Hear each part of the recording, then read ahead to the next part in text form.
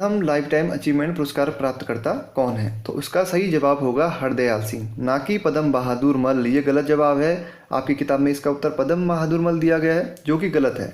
इसका सही जवाब है हरदयाल सिंह। आप नेट पर देख सकते हैं, आसानी से आपको मिल जाएगा कि हरदयाल सिंह को 2012 में दिया गया था लाइफ टाइम अचीवमेंट पुरस्कार। तो इसको याद रखने की जो ट्रिक है वो है HP। ध्यान रखेंगे, HP। एस से हो जाएगा हरदयाल सिंह, P से हो जाएगा पद्म बहादुर मल। तो हरदयाल सिंह को कब दिया गया? 2012 में, और ये हॉकी के खिलाड़ी थे। पद्म बहादुर मल को दिया गया 2013 में, और ये मुक्केबाजी से संबंधित हैं। प्रश्न पूछा जा सकता है कि हरदयाल सिंह का संबंध किस खेल से है? तो ये हॉकी से है। कब दिया गया? 2012 में।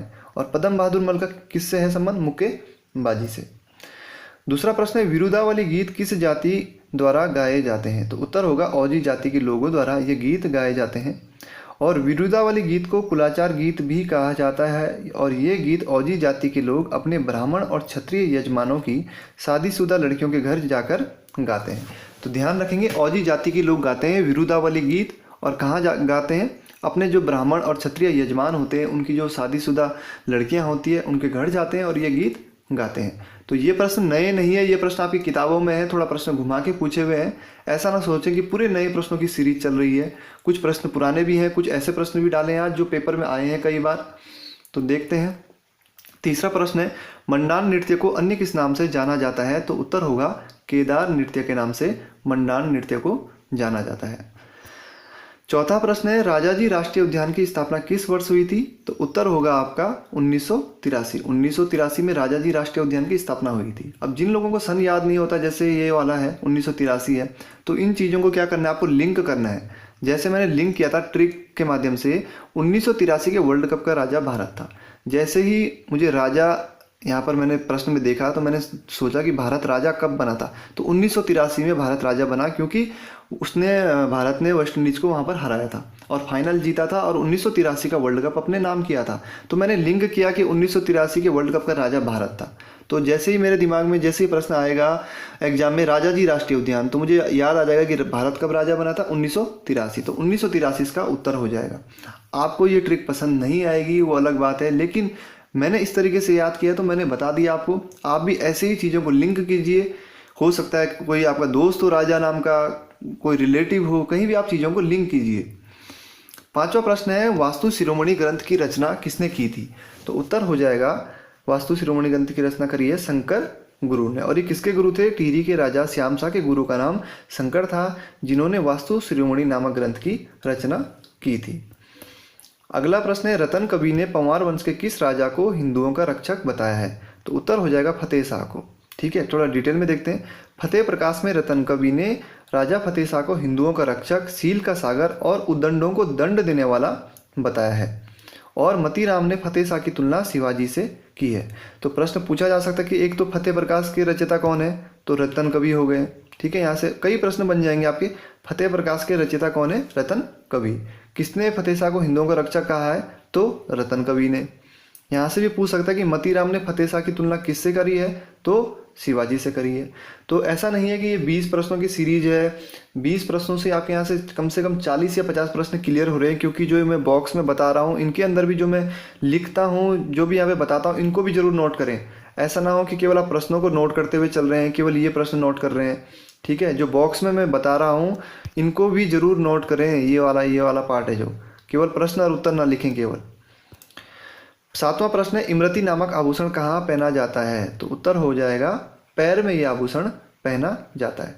और पैरों के जो प्रमुख आभूषण है, उनकी ट्रिक क्या है? BAP बाप और JI बाप जी। ठीक है, ध्यान रखेंगे बाप जी।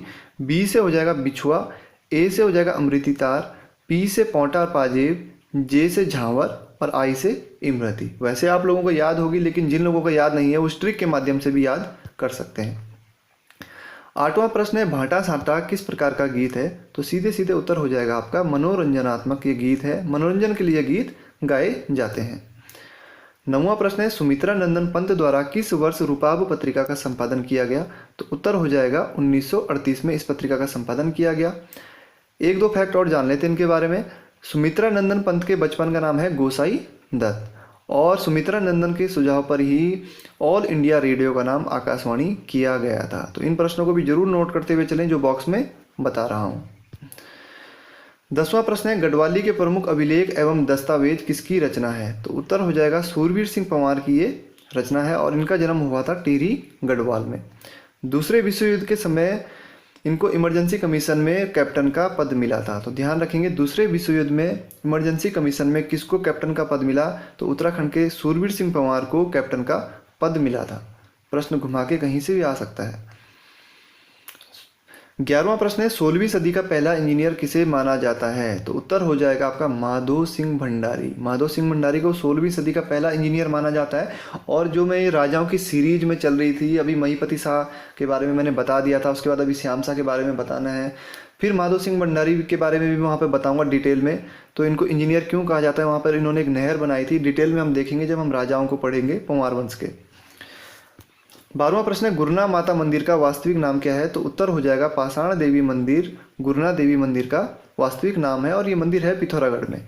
गुरना माता का मंदिर पिथौरागढ़ जिले में स्थित है और गुरना गांव के समीप होने के कारण ये मंदिर गुरना माता के मंदिर के नाम से प्रसिद्ध हो गया है, लेकिन वास्तविक जो नाम है वो है पाषाण देवी मंदिर। ठीक है। 13वां प्रश्न है, धारी देवी नामक प्रसिद्ध सिद्धपीठ के पास कौन सी नदी बहती है? तो उत्तर हो जाएगा आपका अलकनंदा नदी। और धारी देवी शक्तिपीठ कहाँ है? श्रीनगर में। तो ध्यान रखेंगे, धारी देवी मंदिर पौड़ी गढ़वाल में श्रीनगर के पास स्थित है और ये मंदिर काली देवी को समर्पित है। ये भी ध्यान रखेंगे आप, काली देवी को समर्पित मंदिर है ये। 14वां प्रश्न है, कुमाऊनी भाषा की प्रसिद्ध कविता बुरुंश किसकी है? तो उत्तर हो जाएगा आपका सुमित्रा नंदन पंत। 15वां प्रश्न है, मसूरी स्टेशन लाइब्रेरी की स्थापना कब हुई थी? तो 1843 में। ये प्रश्न 2 बार आ गया है। ठीक है, 2 बार ये प्रश्न पूछा जा चुका है एग्जाम में कि मसूरी स्टेशन लाइब्रेरी की स्थापना कब हुई है। यदि आप मसूरी के रहने वाले हैं या मसूरी गए हो तो जो वहाँ का मेन चौराहा है वहाँ पर ये लाइब्रेरी है और वहाँ पे लिखा है बड़े बड़े अक्षरों में कि मसूरी स्टेशन लाइब्रेरी की स्थापना 1843 में हुई है।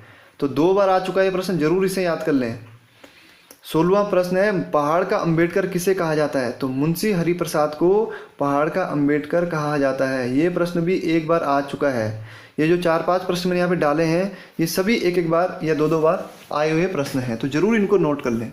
पहाड़ का अंबेडकर किसे कहा जाता है? मुंशी हरिप्रसाद को पहाड़ का अंबेडकर कहा जाता है। 17वां प्रश्न है, उत्तराखंड का कौन सा स्थान हिंदी कवि नागार्जुन से संबंधित है? तो उत्तर हो जाएगा जहरी खाल। ठीक है, तो जहरी खाल संबंधित है हिंदी कवि नागार्जुन से। ये प्रश्न भी 1 बार आ चुका है। 18वां प्रश्न है, 1946 में पर्वतीय क्षेत्र के अलग प्रशासनिक भाग बनाने की मांग किसके द्वारा की गई? तो उत्तर हो जाएगा बद्रीदत्त पांडे। ये भी 1 बार आ चुका है। तो ये 4-5 प्रश्न मैंने इसीलिए डाले हैं क्योंकि ये कई बार आए हैं, तो जरूर इनको नोट कर लें। 1946 में पर्वतीय क्षेत्र के लिए अलग प्रशासनिक भाग की मांग करी थी बद्रीदत्त पांडे द्वारा। 19वां प्रश्न है, किसने पौड़ी में गवर्नर मेलकम हेली के सामने तिरंगा फहराया था? तो जयानंद भारती ने तिरंगा फहराया था। ये भी आ चुका है। तो इन सभी प्रश्नों को आप नोट करते हुए चलें। 20वां प्रश्न है, टेम्पल टाइगर नामक पुस्तक के लेखक कौन है? तो इसका उत्तर हो जाएगा जिम कॉर्बेट। ठीक है, जिम कॉर्बेट इसका उत्तर हो जाएगा सही। और अन्य पुस्तकें जिम कॉर्बेट की मैन ईटर्स ऑफ कुमाऊं, जंगल लोर, माय इंडिया, ट्री टॉप्स। तो ध्यान रखेंगे सभी प्रश्नों को आप। जिम कॉर्बेट इसका सही जवाब है।